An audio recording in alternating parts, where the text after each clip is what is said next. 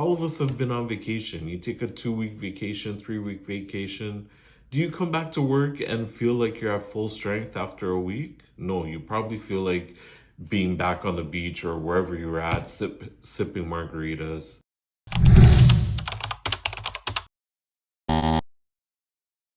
Hey everyone, how's everyone doing? Welcome to another episode of Player to Be Named Later. I'm G. Hope everyone is having a great week. Hope everyone's smiling. If you're not smiling, I hope I can bring a smile to your face today. And we're going to talk about the Leafs in this episode. I haven't talked about the Leafs in a little bit. If you've been watching some of my videos, and thank you if you have. This year is more of a macro kind of view at the season. All of us Leaf fans know what this is about. It's about the playoffs. Are they going to win some rounds? Are they going to make a run at the Cup? We sure hope they do. Let's get into a little bit of Leafs talk. I think since I last spoke with you about the Leafs, they lost to the Caps and the Pens in back-to-back games. Not really surprised at those losses. The Caps, even without Ovi, great story there. Spencer Carberry's done a really good job with that team. No one really expected them to be where they're at, so good on them. They gave the Leafs a fight and gave one back to them. The Leafs stole one in Washington a couple of weeks earlier, so they were able to get the Leafs back in that one and take that one. I think it was 3-1. Then the 5-2 loss to the Pens. Listen, anytime you play Sid Crosby and Evgeny Malkin, you have a chance to lose. I don't care what the Pens record is this year, how bad they're playing. Those two on the ice, there's always a chance of a loss. Michael Bunting's always ready to show the Leafs what they gave up. So, you know, he would be hype. He scored a goal with the usual Bunting celebration. So, yeah, that was a loss. But I thought against the Devils, the Leafs really showed what they're about this year. They really showed that, you know, they weren't going to let that one, even though they had no business winning it, enough was enough with the back-to-back losses. I think Austin had like 4 really good chances in that game until he won it in overtime. And of course, he came through as he always does.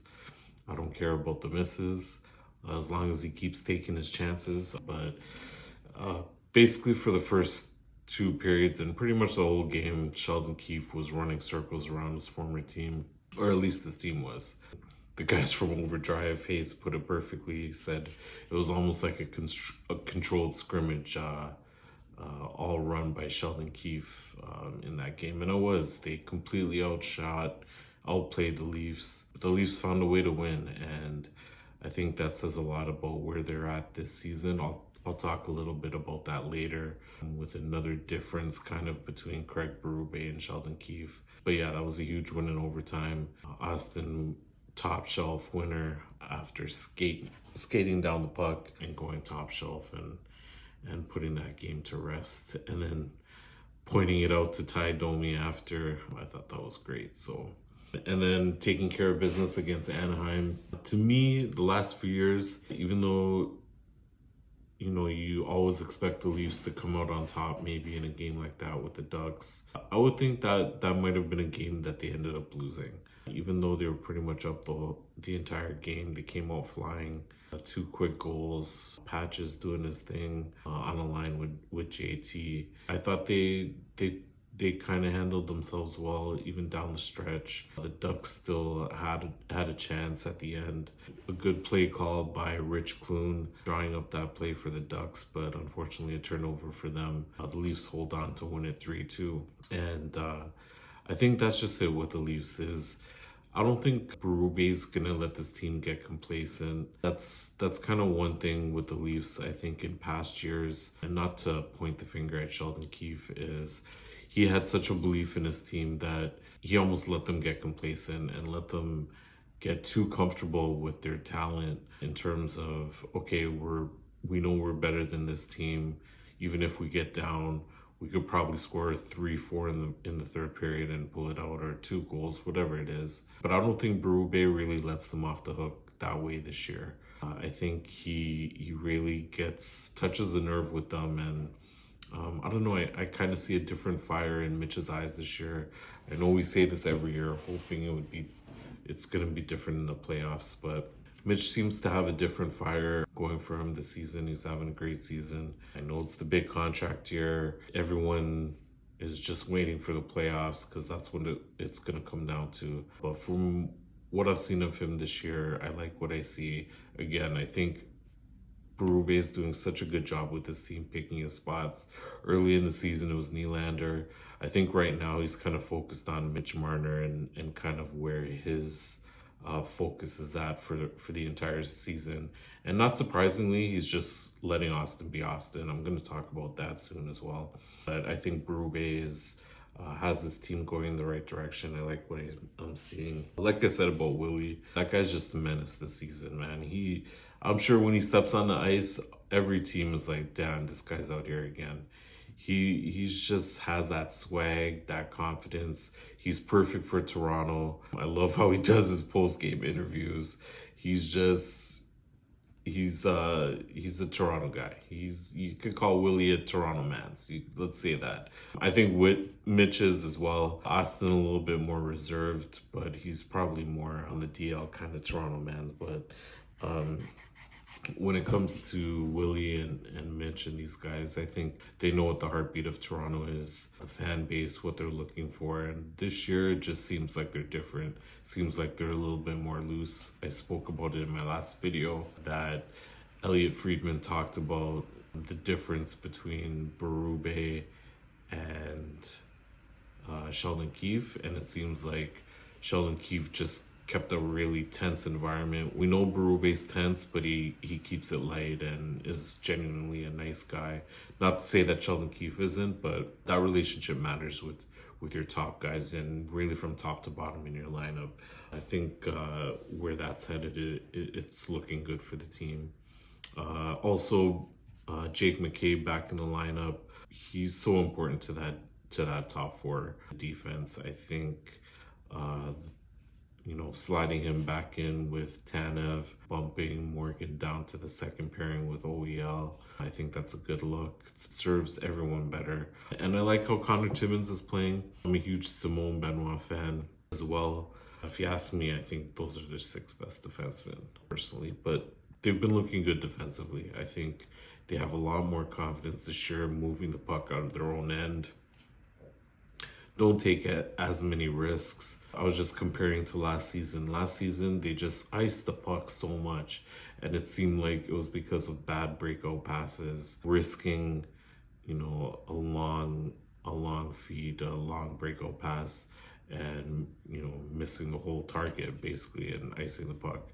They had so much icing problems, and this year it seems like they're breaking out of their own end, quick, crisp passes. That's what you want to see from your D. So Jake McCabe being back just puts everyone back in place. He's so tough. Took a puck to the face. That was scary. But glad he's back in the lineup and he's healthy again. Last game, we saw Max Pacioretty do his thing against the Ducks. He's looked good in his time in Toronto. Obviously, he's had a couple of injuries here and there during the season. And coming off of 2, I believe, Achilles tears. The guy is like a warrior. He keeps going. But I think his worth is going to be proven in the playoffs. I think his experience, especially with Vegas, playing a different style of game, what he brings to the table, that toughness. He's a big guy. He's going to throw his weight around. We've seen that already. He's laid out a couple of guys with some pretty nasty hits and has no bones about it either. I've been really loving his game with the Leafs. Gets to the front of the net, had a tip in, and a kind of grimy goal. All of his goals have really been grimy. And that's what you need. You need that secondary scoring in the playoffs. That's what the Leafs have missed so much. It hasn't really been about the defense. That secondary scoring is going to be huge. And, on that end, Bobby McMann's back tonight. He's another guy who has to get going again, even though I think he has 6 or 7 goals. I believe it's 6. But it's good that he's back tonight. He's another big body. I like how he's playing this year with confidence also. I just wish Max Domi would get up to speed on that end. Love Max's game. But I think he just always wants to do, be the good guy with the passes and trying to make the extra pass. But he needs to shoot the puck more. Just get the puck to the net, Max. You have a good shot. Get that puck on net. Drive to the net. Get rebounds. Change the focus of the defense. It doesn't have to be pretty. Your dad didn't have a pretty game. You don't need to have a pretty game. Just get that puck to the net. You're small, but you have that grimy toughness. It's in your DNA. We know the hockey stock you come from. So just keep going, Max, and hopefully you'll get on the scoreboard soon, and then the floodgates will open from there, I'm sure. There's a lot of talk out there about Anthony Stolarz, the injury he suffered last game, and obviously Toronto media. This is an ongoing topic. Goaltending is a very sensitive subject here in Toronto, understandably. We haven't had any real good goalie. I don't want to say Freddie Anderson was bad or James Reimer, but let's be realistic. We haven't had good goaltending for a long time. I wish for the days of Ed Belfour and Cujo, Felix Potvin, that type of fiery goalie. We've been missing that in Toronto. So it's an understandable subject literally every day on sports talk, Leafs talk. If you listen to it, it's a lot of it they cover about the goalies. And did they overplay Stolarz? I mean, hindsight's 2020. If he doesn't get hurt, that's not even a subject, of course. I think it's kind of ludicrous that we even think about stuff like this, because gone are the days where goalies used to play 65, 70 games regularly. So Stolarz is built like a brick house. The guy is like, 6'5", 6'6". He's a big dude. So what, he had a little injury. It doesn't mean it's because the Leafs overplayed him. These things are going to happen during the season. No one's going to be injury free the entire season. It just, obviously there are going to be cases where guys skate through and, nothing really happens. But you're talking about a goalie, a big guy like that, he's day to day. It's not a huge issue. I know the hesitance and kind of worry is there about Joseph Wall stepping in and taking on a bigger load because of his injury history. But we have to trust that he's okay as well. And by all accounts, how he's looked all season, he looks great. He's taken shots from other players, guys going at him in the net, even his own players bumping into him on plays where before we've seen him get injured and he bounces back and he's right back in there. So again, this stuff happens. Sometimes you tweak something, it's unfortunate, but it's not something that can be controlled every time. So no, the Leafs didn't overplay Stolarz. They're going with the hot hand. If a guy has momentum, they go with him. And there's nothing wrong with that. I'm sure he'll be back soon. In the meantime, all the trust in the world in Joseph Wall to get the job done. Hill the Beast is going to back him up, and the Leafs will keep rolling. I'm sure the defense will play a big part of that and try and keep things away from the front of the net and keep doing their thing. I'm not really too worried about that situation. Last but not least is Capitan Austin Matthews. Listen, people, the guy was out for 4 weeks, okay? So what if he doesn't look like the 69 goal scorer from last season? Let the man play. Let him get back into his game. You have to remember he became captain of one of the most storied franchises in NHL history, on top of what he's going through injury-wise, okay? Now, let's compare this to our own life. What if, all of us have been on vacation. You take a 2-week vacation, 3-week vacation. Do you come back to work and feel like you're at full strength after a week? No, you probably feel like being back on the beach or wherever you're at, sipping margaritas. Austin was rehabbing and recouping during that time off. He was hurt. He's not going to just get it back in a week. And even then, he's scored like 3 goals in the time he's been back, including that game winner against Jersey. He's getting shots. He's going to the right places. You have to think he's also trying to balance the fact that his game, he probably thinks he has to look a little different being captain. Just let the man be. Stop being so nosy. And is he fully back? Is it an injury he's going to have to worry about all season? Just, leave the guy alone. I don't want to say, you can't really say leave him alone. The Toronto media is going to be in these guys' faces all the time. But it's, day to day, game to game, injuries take time to come back for him. And, he probably still isn't playing at 100%, and that's okay too. But he'll, as long as going into the playoffs, he has that focus and he feels like he's ready to play down the line, that's all we should be worried about. Let him do his thing. The Leafs are still on pace for what they're always on pace for, 95 to 115 points, whatever it's going to be. Hopefully more than 95, obviously, but they're going to be up there. And again, it's going to be obviously about the playoffs. And back to the whole thing about Berube is, this team is, the complacency thing. They always knew they'd be in that same position. 100 points, top 3 in the conference, probably playing Boston or Tampa or one of those teams. And it's like they were just okay with that, but the way Berube has this team going, it doesn't look like they're just going to be okay with that. I think the complacency has been lifted from this team, and we'll see how it ends up. But with Austin, let the guy, take his time coming back.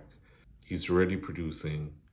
And try and think of your own self when you come back from vacation, or maybe you were away from work because of an injury or a personal issue.